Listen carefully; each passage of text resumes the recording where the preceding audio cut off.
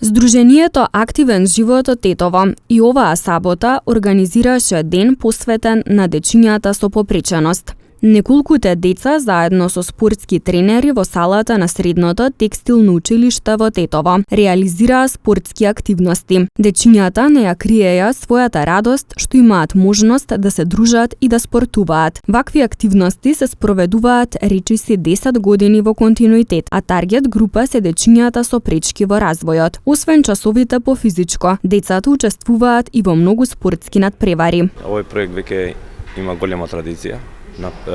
Наредна година правиме 10 години што работиме со децата. Како таргет група во овој час е децата со интелектуална попреченост, но постојано имаме деца и кои немаат проблеми, за да има еден вид на инклузивност, за часот да биде поефикасен. Така да од почеток до сега истото го работиме.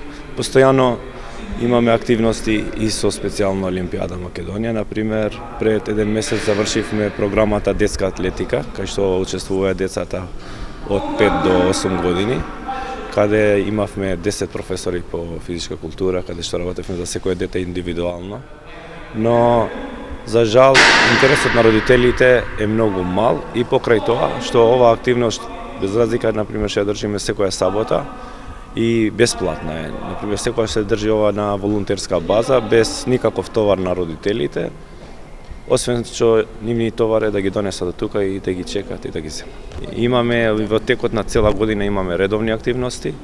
Како што кажав, имаме постојано учествуваме на државни првенства, учествуваме например на баскет, каде е например Европска недела на баскетот, Европска фудбал, недела на фудбалот. Имаме разни активности, ги организираме турнири, организираме тренизи и надвор. Спортувањето е од голема важност кај децата, особено кај оние со попреченост, токму за одржување на спортскиот дух и стекнувањето на здрави навики.